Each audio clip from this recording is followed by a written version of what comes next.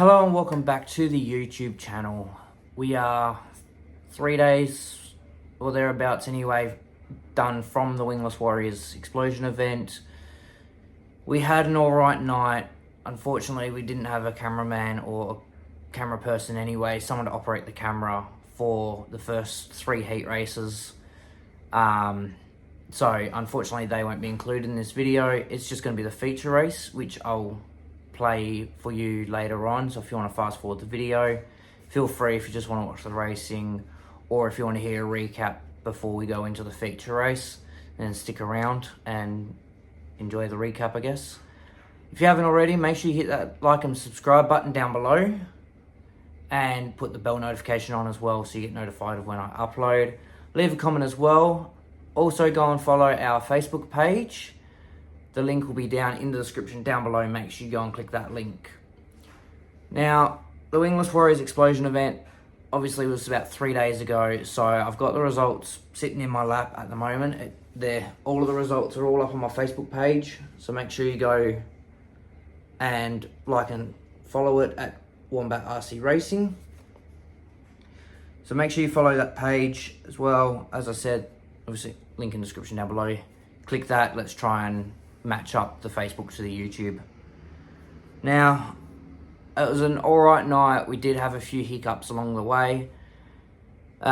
We unfortunately drew P2 for the first heat, which same case happened last year, where they put us straight off the front row rather than letting us sort of get dialed in. We have had hiccups and issues all throughout the year already. We've completed 1 race meet, and that was the last race meet that you guys saw on the channel, which was the Dirt Mod Top Gun. But we're still trying to sort out these issues that we're having with the car at the moment. But they got us starting off P2 in the first heat. Fortunately, they didn't like the start. I tend to sort of lag back on the throttle, so I don't get off as quick as probably what most of the other guys do if you watch the videos. So I held back a little bit, caused an incident, went straight to a full restart, so everyone side by side off the start line, complete restart. Managed to get that going. I sort of swung myself a little bit higher up, so I knew that if I was to back off, then I'm not going to cause an issue, and I would find myself going to the back of the field. And that's exactly what I've done.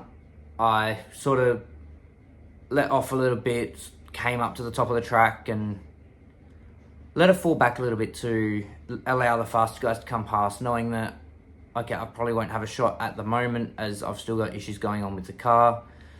By the end of the first heat, once the checkers had dropped, we found ourselves going backwards from P2 to P5. We only had 5 cars, 5 cars turn up. 7 had nominated online, 5 only turned up. So we went from front row to the basically rear of field. We were lapped like 3 times, but that's due to happen when you've got nothing but issues going on with the car. The second heat, we started out of 4, finished 4th. So a little bit better. We had 1 car that didn't start due to engine issues, which we managed to get repaired and get out there for the 3rd heat. But the 2nd heat, we found a little bit more pace, not as quick though. I think we've done like a 9-second lap. Definitely quicker than what we'd been doing in the first meeting, and especially the first heat of this meeting. But other than that, there was really no issues that we found. Brought it back into the pit bay, put it on the stool, took everything off, looked at it. Seemed alright, adjusted the shocks a little bit, try and add some more speed. But then that's when everything went wrong, to the point that 3rd heat rolled out, got up onto the track, started the car, idled, ran smoothly, hit the accelerator, and it just died out completely. Like there was nothing going through from the engine through to the carby to give enough power for it to get going. So we elected to just bring it back to the pit bay, take the body off, inspect everything, run everything, go over to the startup bench, hook up the car, start it up. We couldn't find anything wrong with it. Eventually we did find out that the carby wasn't tuned properly. So one of the guys who runs the Dirt Mod class, Richard, he was listening carefully to it. He came over, gave us a hand with it, same as Cody Lockett, who also runs the late models once he'd done his sprint car and late model racing. They both came over, tried to give me a hand, tried to get me back out there for the feature race. We managed to get the idle going. Now it started to sound so much healthier. Sounded like there was a lot more power going through it when I hit the throttle. So we left it as it was, just the shocks, changed the tyres over, tried to give it a little bit more speed through it, and then came feature time. So the feature race, which, I mean, kind of doesn't work with me explaining it. So I'll throw it in here. This is the feature race. We are coming off of position number 5, so right at the very back of the field again, which is where we ended up being after the heat races. But here's a feature race. Sit down, enjoy it, let me know what you guys think, and I'll see you at the end of the feature race.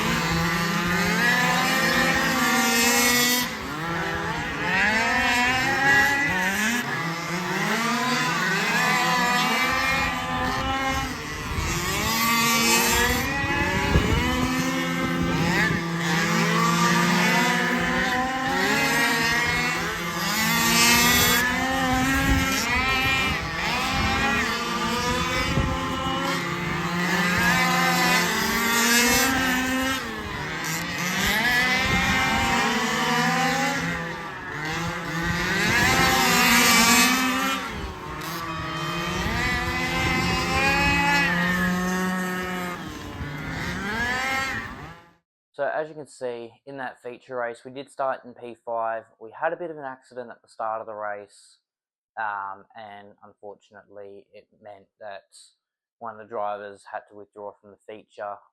But when I spoke to him at the end of it, he was saying that his servo had given out, and yeah, it was just an accident. I've come down low as he's tried to come down low, and I thought he was just going to keep spinning, so I just went, yep, okay, I'll come down low and try to avoid him. But unfortunately, I made contact with him, and it put him out for the feature, because on our open reds, you're not allowed to use tools or anything, so he couldn't adjust the car, he couldn't fix it, he couldn't try and get it repaired, so unfortunately, he ended up out on the first lap. We managed to come away home with a 4th place finish. Not a podium, but at the same time, as it wasn't a disappointing night, it was still some valuable points going into the first quarter of the season. Well, this first third of the season anyway, knowing that we've got 2 meets before Christmas break, then we've got one early January, and then we don't race again until the title, because we go away for about a week. So all of these laps mean a huge deal to me to try and get the car dialed in, to get it going, to get it ready for the state title in late January. I think it's January 31st, and February 1st is our title. But we run over the one day, so it depends on what the club does to what days, well, to what day anyway, we run the late model state title. But coming on with 4th, we also set a new personal best time, an 8.6 second lap, by far our quickest. Not the quickest on track, but it was our quickest anyway in our very short career at the moment. Everyone else is probably doing 7.2s to 7.5s, sort of within that area anyway. We weren't too far off everyone else. We definitely found a lot more speed after all the work that was done with everyone else at the track to help get me back out for the feature race once the car decided to not behave itself at the start of the 3rd heat race. And with a quick turnaround, it was just smash it out, do what we can, see if we can work out the issue. So lucky enough, we managed to get back out to the feature. But next meeting, November 30th, it is the late model trophy night, and it's a massive 50 lap feature race. So it is going to be a really long night out there for us if everything goes wrong. Fingers crossed it doesn't, and we have a smooth night, nothing too majorly, and try and finish as many races as we can. But 50 laps is such a long journey, anything can happen, anything will happen. We've got to race these ones if we want to make the title, so we're just going to have to bear with it. So the next video might be a little bit longer than what this is, and might be a little bit longer than all of the other videos that are up on the channel at the moment. So stay tuned for that. That one is on the 30th of November. Then we have our Christmas function and family fun day plus King of Wings racing for the sprint cars on December 14. So if you guys are in Western Australia at that time, make sure you come down to West Oz Quarter Scale Speedway Association in Henderson, just off of Gemma Road, next to the airfield and the go-kart track, and come and check that out. It's a great day for families. It is a great atmosphere for families as well. It doesn't matter what event you come to, but the family fun day and King of Wings is definitely one that you want to come to. It is free entry as well, so make sure you come down, come support, come check out, come meet the drivers, see the machines up close as well. Everything's free except for the food. Do not get that part confused. The food you have to pay for. Make sure you guys come down and check that out. That is on December 14th. But we've got the late model trophy night first up. We've got to get the car prepped for that and get it ready to go for a massive 50 lap feature race. So make sure you guys hit that like and subscribe button down below. Make sure you put that bell notification on as well, and stay tuned for when that video gets released. Massive thank you to all of my sponsors as well: Blokes Advice, TAPP TENNA Automotive Parts and Performance, Go Auto Detailing, as well as Dixson Hazard Response. Without the support of these guys, I don't think I would be sort of sitting here making these videos and being actually able to be on track. The support that these guys throw behind is absolutely amazing. Make sure you also go and check them out. Go and check out our Facebook page, Wombat RC Racing. It is all going to be in the description down below, so make sure you press that link, give it a like and a follow. You get live feeds on there as well, so every race meeting I'll put up a status and it will have all my results in it as the night goes on, given that we don't have anything major going on. But I do try and keep that updated every night, every race meet, so make sure you go and follow that, as we do not run live timing for transponders. So keep an eye on that as well. With that all being said, guys, thank you for tuning in. Thank you for watching and the support you guys show. Absolutely amazing. I can't wait to see where the season takes us. But like I said, November 30th, next race meeting, 50 laps. And then December 14 is the last meeting before Christmas, and that is the Family Fun Day. Hope to see you all down there if you're in Western Australia, or if you're not, then come over or tune in onto the YouTube channel where the videos will be released, hopefully before Christmas. Can't guarantee anything as it is a busy time of year. But thank you everyone for the support and the love you show me and this channel. But stay tuned. We have more videos coming for you. Hopefully we have a longer season than what last year's was. But again, thanks for the support. And I'll see you in the next video.